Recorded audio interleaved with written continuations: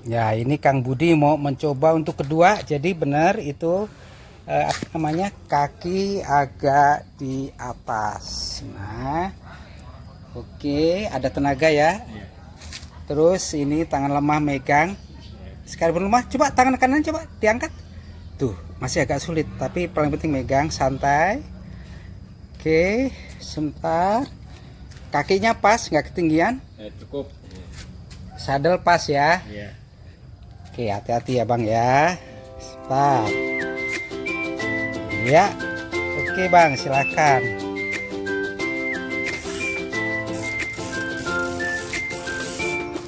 Wih, bisa dia, luar biasa. Keren, mantap. Awas Bang. Condong ke kiri kalau udah nggak nyaman. Hanya jerek. Awas. Nah itu dia lepas-lepas kan. Udah Kong. Belok. Nah turun, lebih baik itu, lebih baik turun. Bisa. Wah keren nih.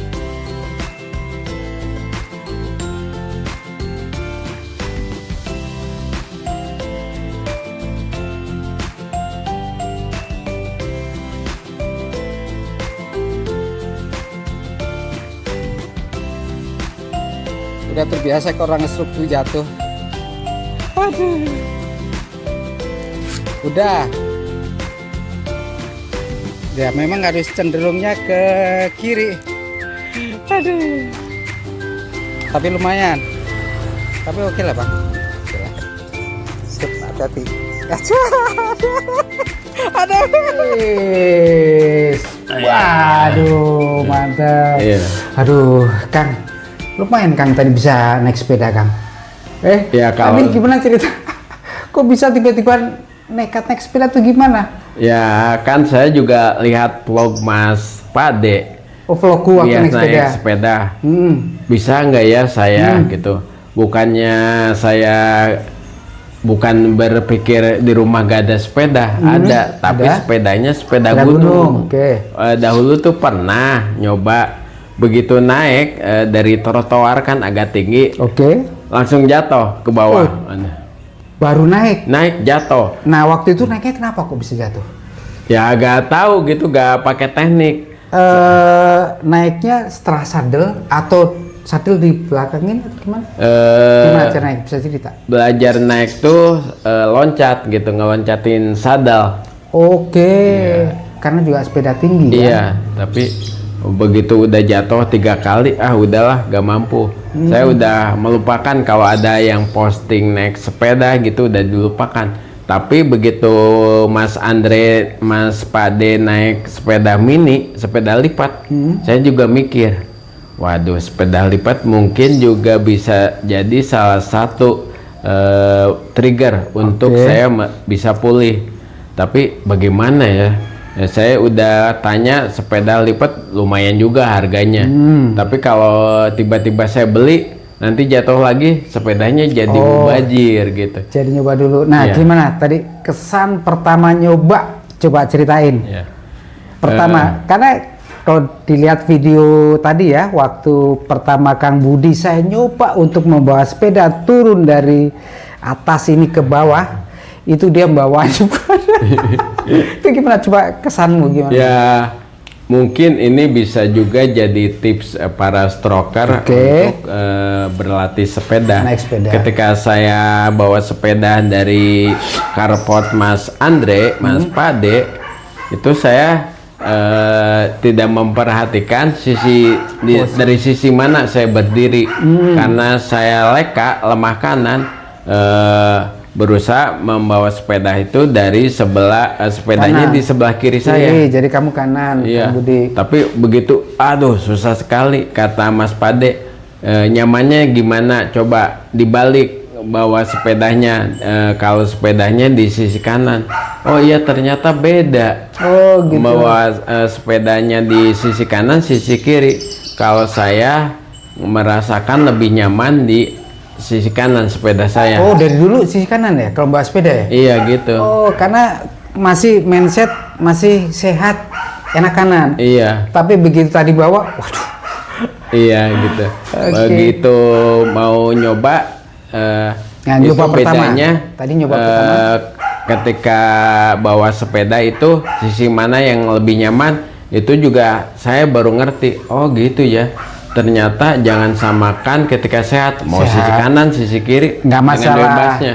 Nah, terus membawa ke halaman depan di bawah kebun anggur. Ya, di bawah kebun anggur itu rata. Tadinya mau berlatih sepeda udah saya niat urungkan. Buat apa ya belajar sepeda? Mending petik anggur. Tapi Mas Andre bilang, kan anggur perkiraan tuh 2 bulan lagi lah. Oh berarti kalau gitu lebih bagus 2 bulan lagi. Saya berlatih sepeda nanti 2 bulan lagi. Nah, ketika belum mencoba, Mas Pade itu mengingatkan saya karena memberi briefing, caranya briefing ya caranya. Karena sama-sama kita kan leka ya, lemah kanan. Jangan langsung tiba-tiba bisa naik sepeda. Perhatikan pedalnya. Usahakan pedalnya di atas, di yang kanan. Jadi di yang lemah, kanan. Nah, yang bawah kiri.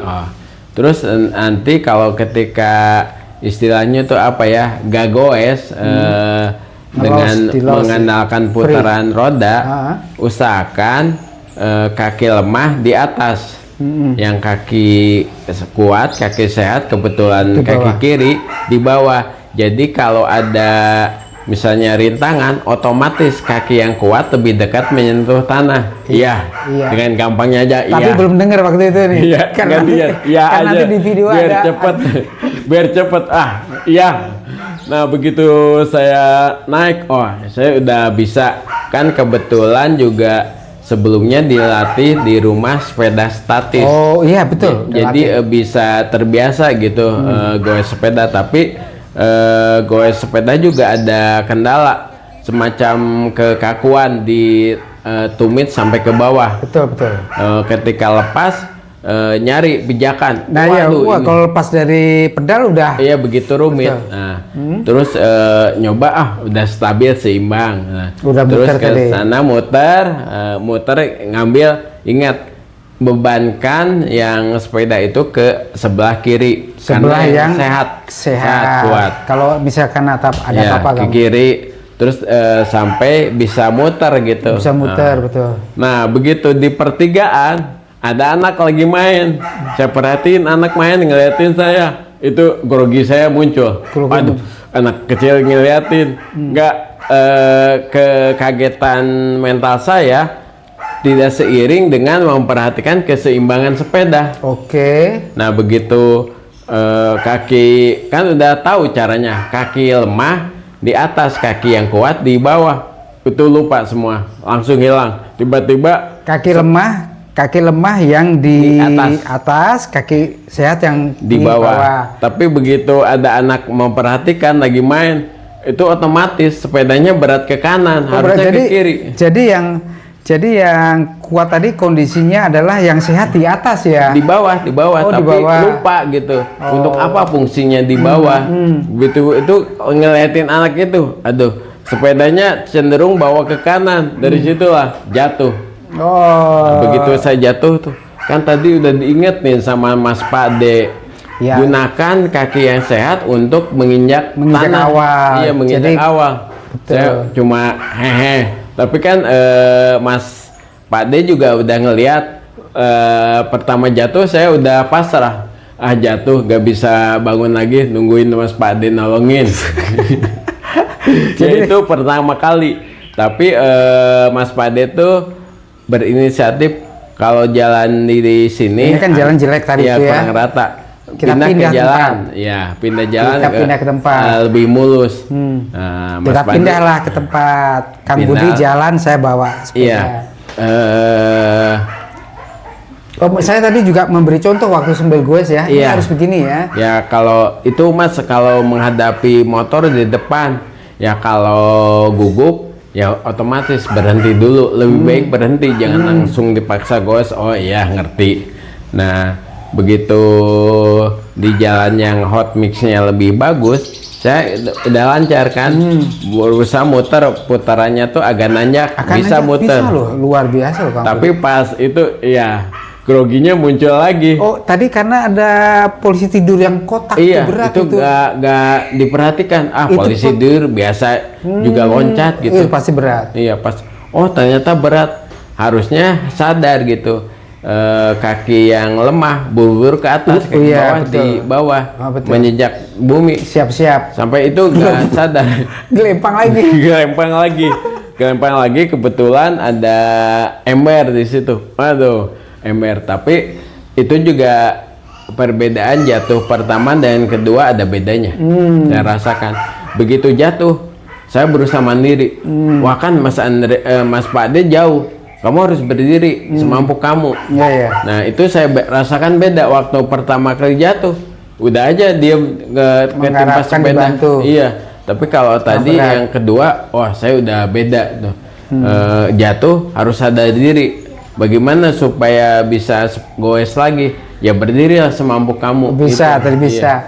Iya. Itu pelajaran yang cukup mendalam buat saya, didapatkan dalam 1 hari. Sama-sama jatuhnya, tapi cara menyikapi jatuhnya itu berbeda. Berbeda ya. Itu juga saya pikir, oh gitu ya, ternyata belajar itu meskipun kita jatuh, apa yang dipetik dari kita jatuh Waktu itu. jatuh. Iya. Nah, tapi saya lihat tadi dari Kang Budi, saya salut tuh Kang. Dari pertama Kang Budi goes, saya sampai terkesima. Wih, nekat bisa loh. Cepet loh. Kang Budi sebetulnya bisa cepet. Waktu itu saya lihat ser. Bisa, maksudnya keberaniannya ya, karena tempatnya kan jelek nih jalannya. Kang Budi bisa. Nah, sikapnya adalah tinggal tadi agak nekat, memang kurang memperhatikan apa yang saya sampaikan bahwa begitu nggak suasananya nggak nyaman, lebih baik yang kuat ada di bawah. Ini ada loss ada di atas, jadi kalau ada apa-apa bisa konsentrasi cepet turun. Tapi ketika mau pulang kan sama Mas Pakde disuruh di aspal yang mulus sampai ke yang jelek. Begitu itu udah beda saya rasakan. Udah bisa. Begitu muter melengkung, terus saya gak kuat, otomatis kakinya udah bisa. Udah siap-siap di bawah. Menjejakkan tadi gak langsung nyampe depan rumah. Oh ya, kan? berhenti tadi. Ya, berdiri dulu. Tarik napas yang dalam, keluarkan biar tenang. Iya, terus? Nah, udah gitu, oh iya, itu kata-kata dari Pakde, saya udah bisa mulai mempraktekkan kaki yang kuat, kaki yang sehat di bawah supaya menjejak tanahnya lebih dekat. Lebih dekat, nah, betul. Begitu itu praktekkan, oh iya, alhamdulillah saya udah bisa. Tapi tadi juga saya bertanyakan ke Mas Pakde, ini mengandalkan rem kiri, tapi begitu sekaligus otomatis ban belakang ngangkat gitu. Oh ya, agak kaget. Ya, saya juga kalau dulu kan lagi sehat ngerem tuh otomatis dua-duanya kanan kiri biar seimbang. Oh iya, karena saya leka berarti mengandalkan rem di sebelah kiri, berarti rem depan. Oh, itu juga jadi pelajaran. Oh, nanti kalau kamu bersepeda karena kamu hanya bisa menggunakan satu rem, jangan terlalu buru-buru, remnya jangan terlalu tekan, harus cepat, pelan-pelan aja. Harus nyik gitu. Atau nggak nanti remnya saya balik. Ya jangan dibalik aja. Yang belakang di kiri, yang itu juga bisa. Tapi memang harus belajarnya. Tadi ngeremnya aku perhatiin, memang waktu Kang Budi pertama jatuh itu adalah saya lihat yang sehat kondisi yang lemah, kondisinya di bawah, yang sehat ada di atas. Jadi waktu mau jatuh itu ini nggak sempet untuk turun, lebih tinggi. Jadi memang kondisi paling penting kalau lagi nggak nyaman, ada anak-anak, ada polisi tidur, ada lubang, siapkan siapkan kaki yang sehat itu ada di bawah. Jadi begitu nanti gitu itu kita siap. Itu sih kalau tapi tadi waktu nyoba di pola ketiga udah bisa. Udah bagus. Tadi turunnya udah bagus. Iya, ngeremnya itu yang saya kaget. Oh, kenapa ngerem ban belakangnya kayak ngangkat? Itu karena rem depan terlalu pakem mendadak. Oh iya. Kayak belajar lagi lah waktu kecil. Kenapa gini? Kenapa gitu? Tapi ya, memang adaptasi. Betul, tapi memang caranya harus kita biasakan dengan kondisi kita ya, karena kita kan kanan nih ya, kami ini kanan nih. Nanti teman-teman yang punya kelemahan kiri ya kondisinya harus dibalik. Ketika goes pertama yang nendang itu adalah kaki yang lemah. Ya, nah itu pun nendangnya bukan pas sejajar ya, jadi harus dinaikin biar ada power. Kang Budi udah betul. Nah terus kemudian kalau nanti dalam kondisi kita mau melos dalam arti pedal nggak dimainkan, nah itu kondisi kaki yang sehat itu harus di bawah, begitu. Jadi untuk siap-siap kalau terjadi yang nggak diinginkan gitu. Saya lihat Kang Swaka udah oke, nyalinya udah oke. Terus tadi mengenai teori-teori mainnya udah oke. Kalau Kang Swaka lihat saya pertama belajar goes lagi salah tuh. Saya goes pertama pakai kaki yang kuat. Justru saya salah sampai saya beberapa kali jatuh. Tapi kemudian saya udah bener. Nah makanya itu apa yang saya bagikan buat Kang Swaka, buat teman-teman yang pengen belajar goes ini adalah sesuai dengan praktek pengalaman yang saya lakukan. Gitu. Jadi thank you Kang Swaka. Oke ya. Tadi ada yang ngasih masukan jangan lupa helm. Oh iya, saya nggak inget gitu. Ada helm ada. Saking pengennya goes langsung gitu. Iya. Nah itu trik jatuh adalah ketika kita jatuh jangan gelap mata ya, siap jatuh. Tapi harus konsen. Oh ya, saya siap jatuh. Jadi kita harus sadar bahwa kita akan jatuh dan ingat waktu kita mau jatuh gitu, angkat badan kita gini. Jadi biar kepala nggak kena polanya. Kan orang kadang-kadang kalau yang jatuh nggak sadar gitu tiba-tiba gitu. Nah itu yang harus memang teori-teori atau kesadaran yang harus dilakukan sih waktu kita jatuh. Kang Swaka. Oke Kang Swaka, thank you. Sama-sama Mas Pade. Mantap. Jangan bosen ya punya murid bawel, cerewet, minta sampai didatengin. Bawel, cerewet nggak apa-apa. Paling penting disertai dengan nekatnya. Saya salut nekat Kang Swaka. Tadi saya juga surprise sebetulnya. Saya surprise ngeliat begitu Kang Swaka bisa saya bilang, wih hebat bisa. Karena saya merasa saya sendiri waktu pertama saya tertatih-tatih. Tapi mungkin karena Kang Swaka udah dapet triknya, tipsnya itu.